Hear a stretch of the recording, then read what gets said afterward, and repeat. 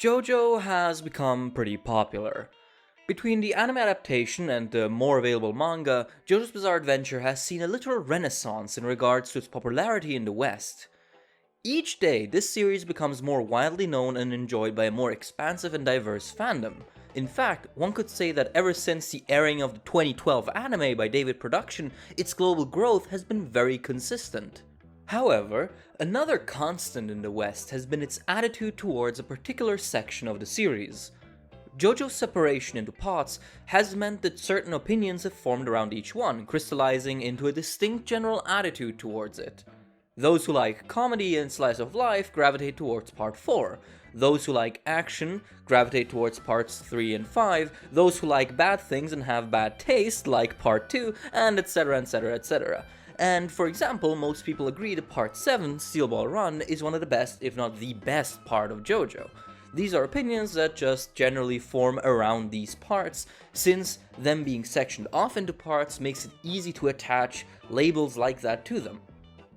However, one part is consistently excluded from these sorts of labels and groupings, as is in most tier lists.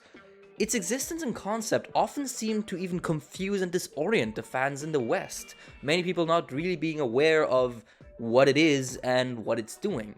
And that part is part 8. Jojolion. Jojolion? Jojolion? Jojolion. We go with Jojolion. Part 8 exists in a very odd situation.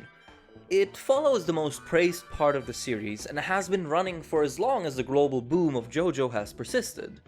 For as long as most fans outside of Japan have been fans, the current running part has always been Jojolion. However, it doesn't overtly seem to follow up on the story of the massively popular Steel Ball Run.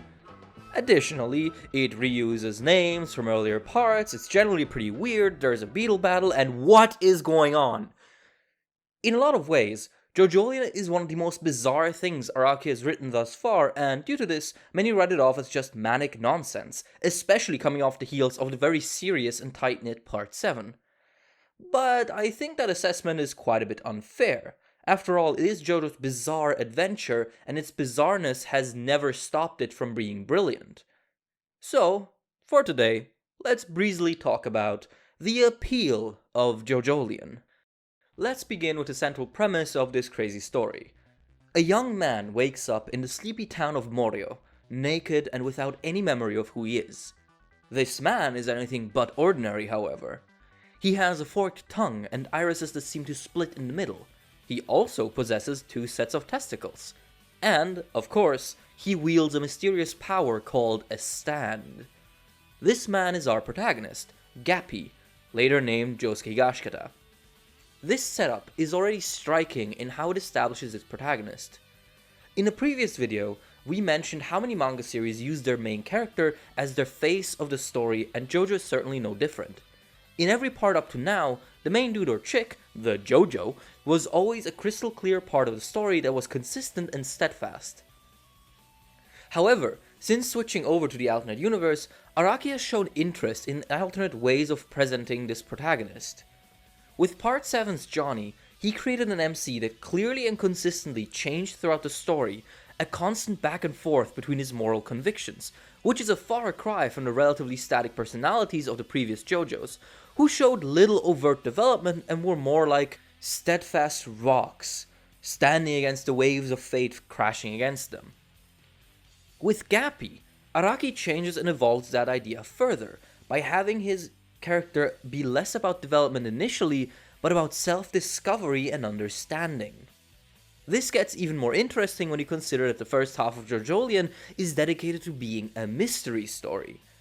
So making the protagonist's identity and heritage something we take for granted in JoJo, the key mystery to be solved is an organically innovative and compelling concept for this series, and I think as a potential step forwards in Araki's writing style, it is definitely an idea worth checking out.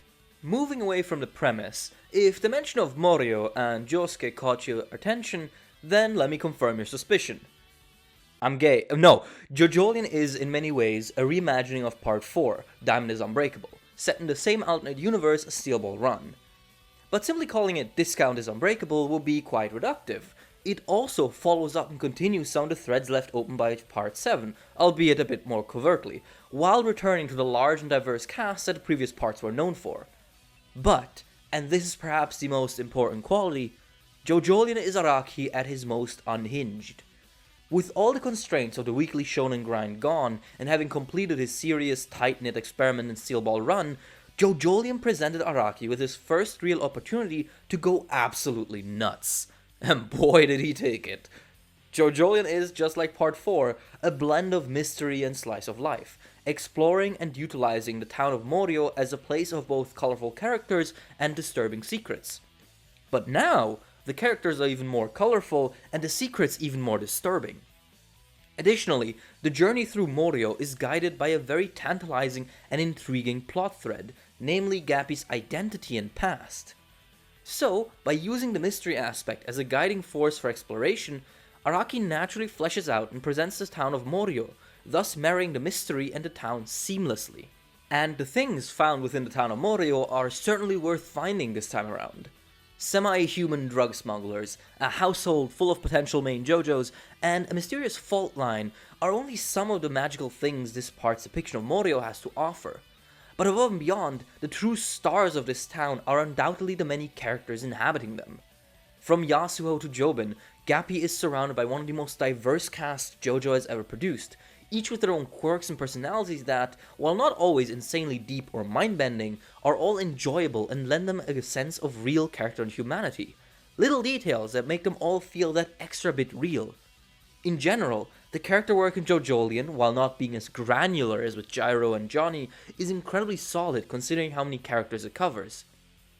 Gappy especially ends up becoming an incredibly interesting person to follow, his identity crisis exploring themes and ideas much more personal and intimate than most of Jojo's usual subject matter, with some of his later moments reaching the same plateaus that some of the moments of Steel Ball Run had. Now, we can't finish a video about Jojo without talking about stans. Ever since the switch to the alternate universe, stans and Jojo have been odd.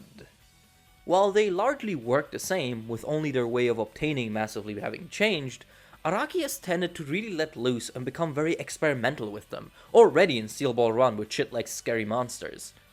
And now, in Jojolion, he is no different.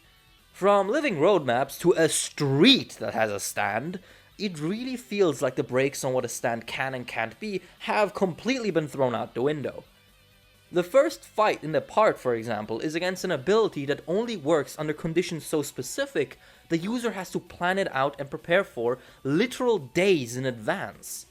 Stands in Jojolion feel a lot more bizarre, but also a lot more fun, and in some cases we even get unconventional reimaginings and remakes of stands and fights we knew in the previous universe, which is really cool. Seeing Araki's earlier concepts be fleshed out now that he's free of the shonen grasp and completely unhinged really gives me a feeling that I am seeing an author fully realized, and that is something insanely valuable. Before we go, I would like to talk about one last thing that I hear said about Jojolion all the time and that now, having read it, drives me up the fucking wall. People often tend to say that Jojolion goes nowhere and has no direction. And that is not the case. The main plot of Jojolion revolves around finding Gappy's true identity, which, slight spoilers, but I'm sure you could guess, at one point you do find that out. And the plot doesn't just stop there. Things go on because this plot is actually incredibly well conceived and has a lot of moving parts that are very fun to follow. So please do not be discouraged by people saying that the plot is going nowhere. It has a lot of places to go and a lot of themes to explore, with, from what I've seen of the most latest chapters, still continues to this day. I am currently not caught up yet, but it is genuinely one of the most fun experiences I've had with Jojo, and I can heartily recommend it. So, after all this, will you read Jojolion? Should you read Jojolion? Yeah, I mean, I wouldn't be making a video otherwise, you dumbo. Go and read it. It's like really cool and has some crazy stands, and oh my god, is that a beetle?